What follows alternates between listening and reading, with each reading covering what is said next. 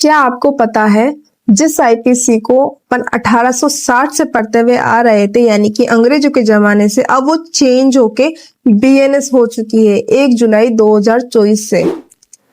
चलो फटाफट से देखते हैं इसमें क्या क्या मेजर चेंजेस हुए हैं। हेलो एवरीवन, मैं हूं नंदनी और आप देख रहे हैं नंदनी जुर्स। अगर आपको ये वीडियो पसंद आता है तो please like, share and subscribe. BNS को 25 दिसंबर 2023 को प्रेसिडेंट की असेंट मिली और 1 जुलाई 2024 को ये एनफोर्समेंट में आ गया।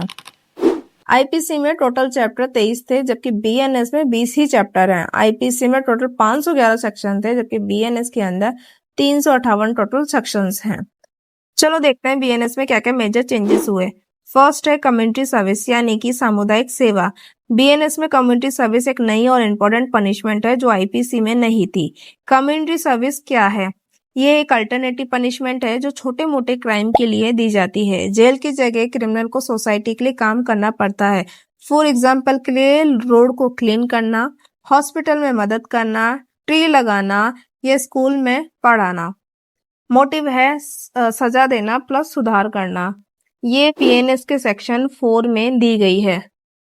मॉब लिंचिंग, 5 या 5 से अधिक लोग मिलकर समूह बनाकर किसी व्यक्ति के साथ में मूल वंश, जाति या समुदाय, लिंग, जन्म स्थान, भाषा या व्यक्तिगत विश्वास या किसी अन्य कारण के आधार पर उसकी हत्या कर देते हैं तो ऐसे प्रत्येक व्यक्ति को मृत्यु या आजीवन कारावास के लिए दंडनीय किया जाएगा।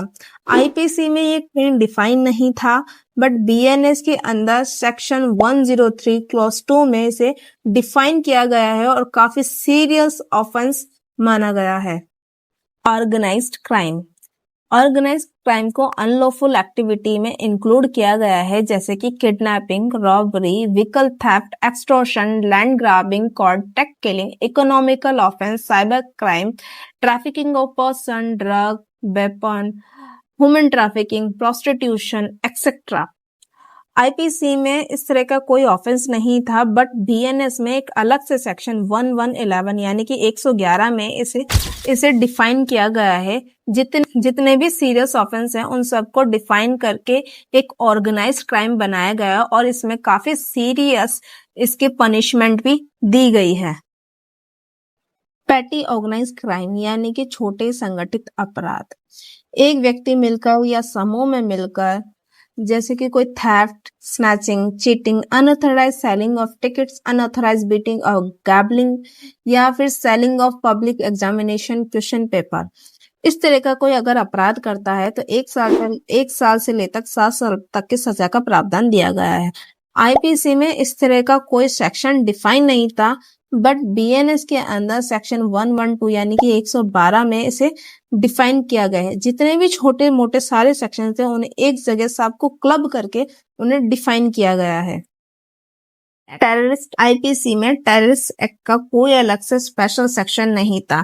टेररिस्ट एक्ट के जितने भी केसेस होते थे वो unlawful activity prevention of act जैसे स्पेशल लॉ में आते थे। बीएनएस में पहली बार जनरल क्रिमिनल लॉ में टेररिस्ट एक्ट को डिफाइन किया गया है सेक्शन 113 में। अगर आपको टेररिस्ट एक्ट पे अगर आपको पूरा वीडियो चाहिए तो मुझे कमेंट में ब्लैक हार्ट मेंशन कर देना। Causing a death while negligence यानी कि उपेक्षा द्वारा मृत्यु कारित करना, अगर कोई व्यक्ति रेस या नेग्लिजेंसी के द्वारा किसी के मृत्यु कारित कर देता है तो यहाँ पर 5 साल की पनिशमेंट है। जबकि अगर कोई व्यक्ति जो कि रजिस्टर्ड मेडिकल प्रैक्टिशनर है और वो ड्यू मेडिकल प्रोसेस के द्वारा किसी व्यक्ति की मृत्यु हो जाती है बाय नेग्लिजेंसी तो यहाँ पर पनिशमेंट होगा 2 इयर्स। ये सबसे बड़ा मेजर चेंजेस है क्योंकि आईपीसी में यहाँ पर ओनली 2 साल की पनिशमेंट थी और बीएनएस में इसे इंक्रीज करके 5 इयर्स की पनिशमेंट कर दी गई है। सिडक्शन यानी कि राजद्रोह, यह आईपीसी में 124 ए में डिफाइन था जबकि अब बीएनएस में ये 152 में डिफाइंड है। सिडक्शन यानी कि राजद्रोह ये राज्य के प्रति एक अपराध था जबकि अब बीएनएस के अंदर अगर कोई क्राइम करता है तो ये भारत के प्रति अपराध है। जो आईपीसी में जो डेफिनेशन थी वो थोड़ी नैरो थी और बीएनएस में अब जो डेफिनेशन है उसे थोड़ा सा वाइड कर दिया गया है। यानी कि इसमें जो पनिशमेंट थी पहले ये 3 साल की थी, अब बीएनएस में इसे 7 साल से लेकर आजीवन कारावास तक कर अगर दी कोई गई है। देश के प्रति अगर कोई बोलकर, लिखकर या फिर डिजिटल के द्वारा अगर कोई भारत के प्रति कोई बोलता है तो उसके लिए ये अपराध है। पहले ये राज्य के प्रति अपराध था। Fake currency.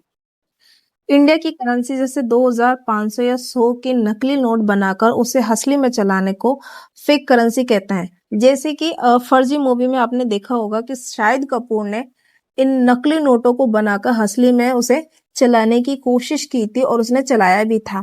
ये फेक करेंसी में आता है और ये पनिशेबल ऑफेंस है। ये बीएनएस के सेक्शन 178 में थेफ्ट यानी कि चोरी, किसी व्यक्ति की मूवेबल प्रॉपर्टी को डिसऑनेस्टी के साथ में बिना उसकी कंसेंट के अपने पोजीशन में रख लेने को थेफ्ट कहते हैं। और ये पहले आईपीसी में 1378 में डिफाइन थी, जबकि अब बीएनएस में 303 में यानी कि 303 में डिफाइन की गई है। स्नैचिंग यानी कि झपटा मारी।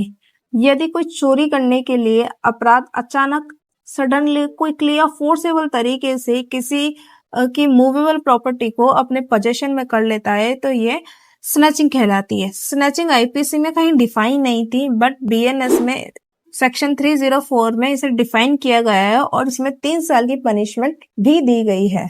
आपको ये वीडियो कैसा लगा मुझे कमेंट में जरूर बताना। अगर आपको इनमें से किसी भी टॉपिक पर अगर फुल वीडियो चाहिए तो मुझे कमेंट में उस वीडियो का नाम मेंशन कर देना।